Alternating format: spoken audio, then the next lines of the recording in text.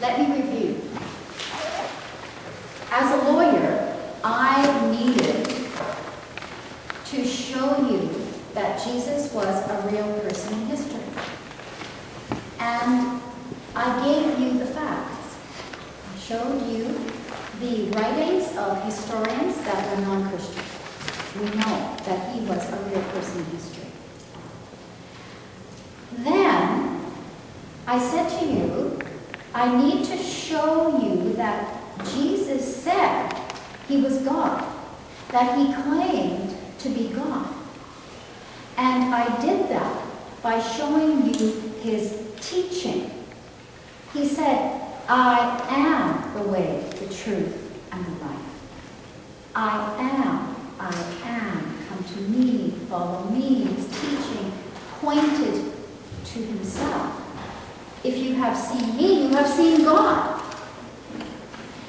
I showed you the indirect claims, that he claimed the power and the authority of God. His enemies claimed that he was God, and his followers called him God, and he said that they were blessed. To know that he is God is to be blessed. I showed you that his enemies asked him that question on the day. The chief priests, the nation's leaders, and the teachers of the law of Moses, they stood before him and they said, are you the Messiah, the Son of the living God? And he said, I am. And soon you will see me sitting at the right hand of God. Do you remember? So, we know that he claims to be God. The next step is looking at his life. We must see the life of God who became man, God-man. You see, because there are three possibilities here. Here are the possibilities. Jesus said that he is God. The first possibility, that he's wrong, but he didn't know he was wrong. He's wrong, but he didn't know he was wrong. That means he's crazy. The second possibility, he's wrong, and he knew he was wrong.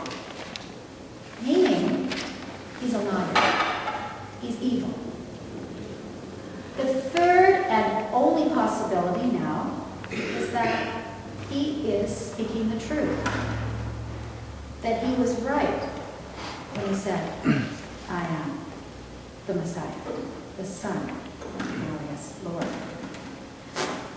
You see, these are the possibilities, clearly. He lies, he's crazy, or he's God.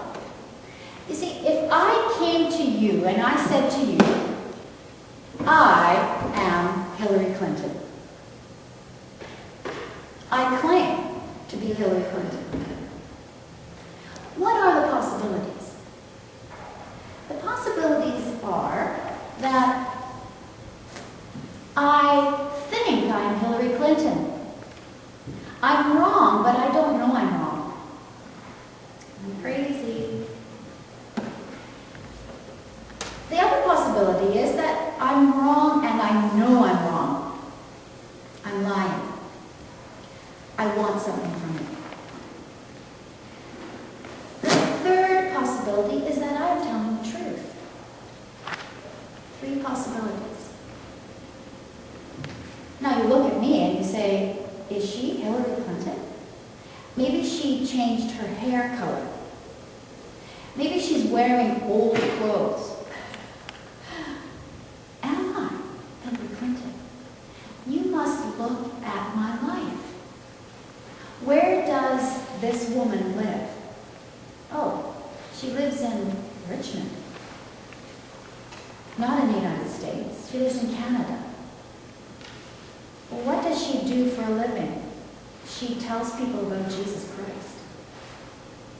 She doesn't know anything about politics. Who is she married to? tall, sort of blondish man who's an important politician? No, she's married to a Japanese man who's retired and likes to play golf. So you look at my life and you can make a decision. No, you are not Hillary Clinton. You are not speaking the truth. Now the next question. Are you crazy or are you alive? Okay? We must ask these questions about Jesus Christ. He claims to be God. Is he crazy? Is he a liar? Or is he speaking the truth? Is he God? Let's look at his life. What is the evidence? There's that noun again. The facts. What are the facts? We are going to look at these 5 areas. His teaching, his actions, his character, the fulfillment of Old Testament prophecies, and his resurrection. We will look carefully at these 5 areas of his life. First of all, his teaching. Is his teaching the teaching of a crazy person? Is his teaching the teaching of an evil person who lies? Or is his teaching the teaching of God who became man? Here are some examples of his moral teaching. Love others as much as you love yourselves. Love your enemy and pray for anyone who mistreats you. When people ask you for something, give it to them. Don't condemn others, and God won't condemn you. You see, the teaching of Jesus has never been improved. No one has added anything to his teaching. In fact, the teaching of Jesus has helped the Western nations build our legal system. The laws of our nations are built on the teaching of Jesus Christ. We read here, this theologian, he says, the words of Jesus are read more, quoted more, loved more, believed more, and translated more because they are the greatest words ever spoken. They are the kinds of words and the kinds of answers we would expect God to give. Perfect wisdom. The Word. His actions. Do you remember Josephus? Josephus, the Jewish historian. He wrote about the teacher who did wonderful works. Wonderful works. Look at the life of Jesus through the New Testament, and you will see that Jesus was always doing his Father's business, always working to serve the people of the world, to help them.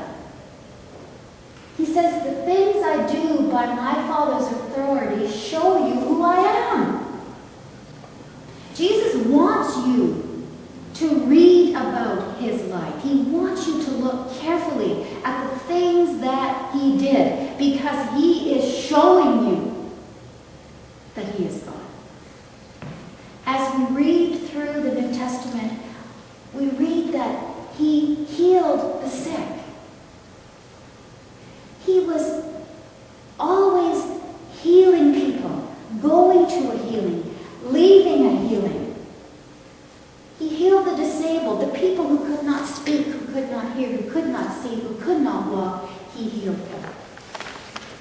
We read that he drove out evil spirits, that by one word, with his power and authority as God over all evil spirit, we read that he gives back life.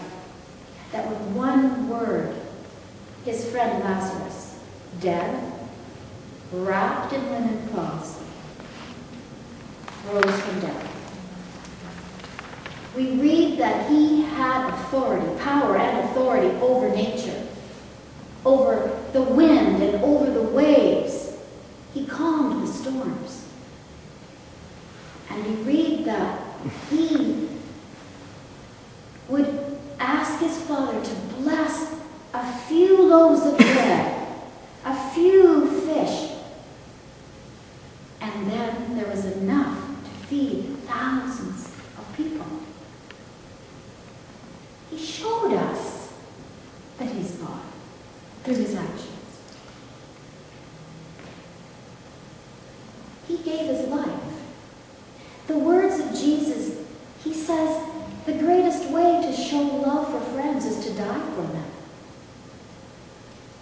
The actions of this man are the actions of God who became man.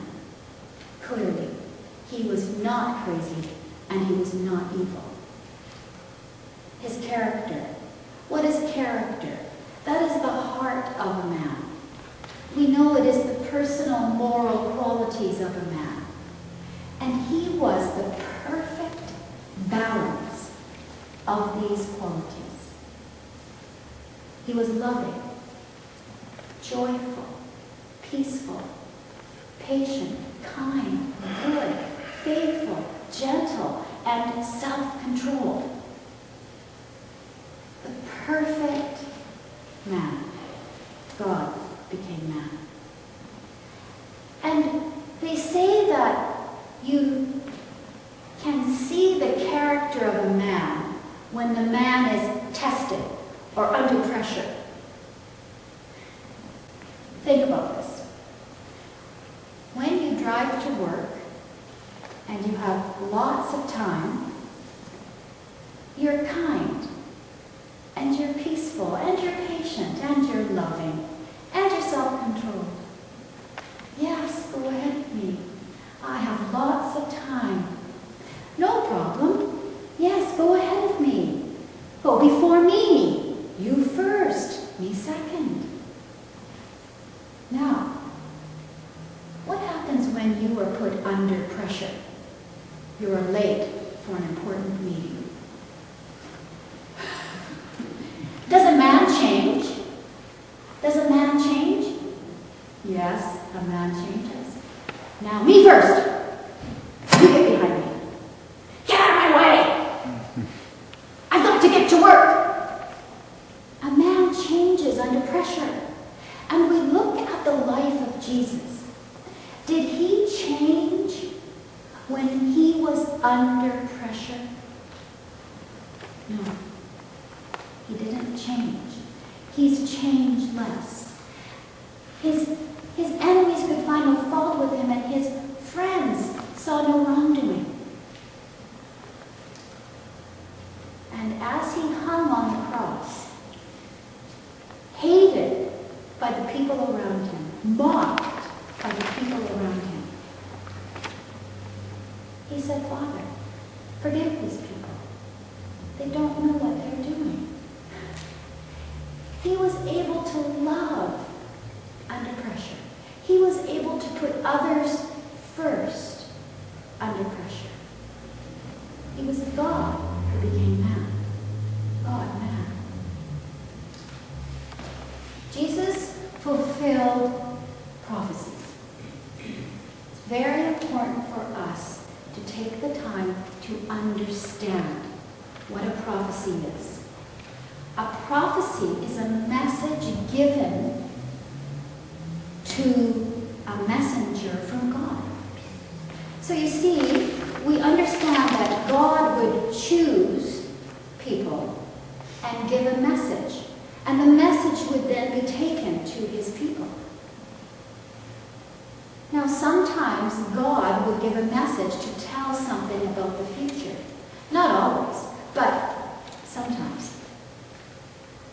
Do you know that there are over 300 prophecies written about Jesus Christ before he was born? There was a whole book written about Jesus Christ before he was born. Why? I think that God wants us to be sure. He wants us to know when we see the unique Son, the Messiah. He wants us to know. There are over 300 prophecies. Now, here are examples of